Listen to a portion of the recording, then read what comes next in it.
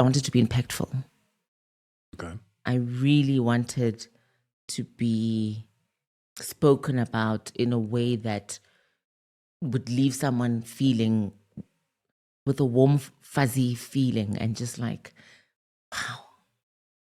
So it didn't matter what job title was. It was just always that when you meet me, when we have that interaction, there's an impact. I realized I was very hypersensitive and my view on life was different. How I saw the world was very different.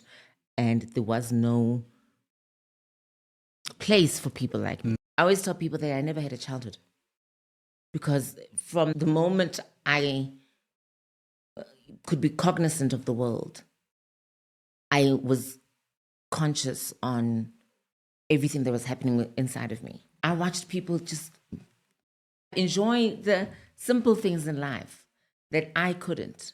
I love cars. I'm obsessed with cars, right? But I would want to play with my cars while having a handbag and a doek on. Because to me, that made sense. My mother had to be the mother to the child who was known by everyone.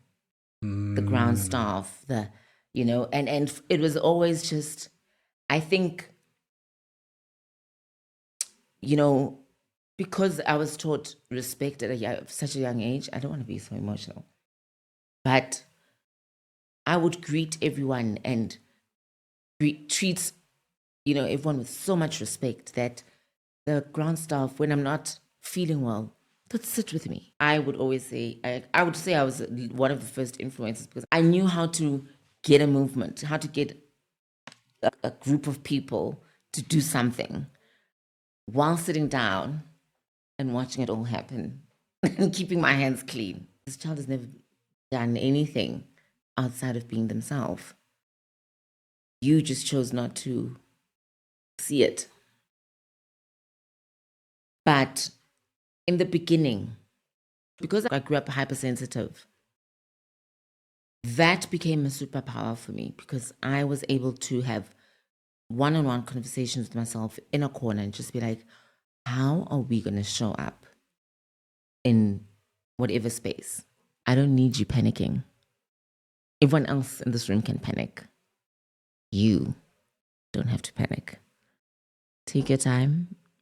I promise you, that shift, that blew my mind because that said to me, if a star this big is able to have such a calming conversation and affirming me as a newbie,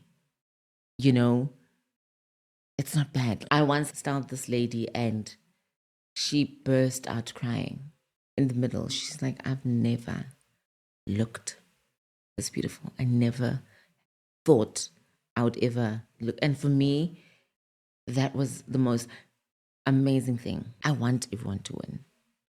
Like in the core of me is I'm everyone's biggest cheerleader until I don't have to be. I want everyone to look good. I want everyone to just be the best self, best versions of themselves, because I understand how it feels to step into a world as a shell of who you are. I'm beautiful, and I've always been beautiful, and like it's taken me so long to admit that about myself, because from a young age, someone would be like, "Oh, your child's so beautiful," and my dad would say something, or that compliment would be turned into something else. So I strive for peace in my life. Whatever does not bring me peace is what I don't entertain. I understand that you are watching me transition. I am living the transition. So I myself am not in control of what's happening. I'm learning to be kinder to myself, which is scary because I've always just had, work.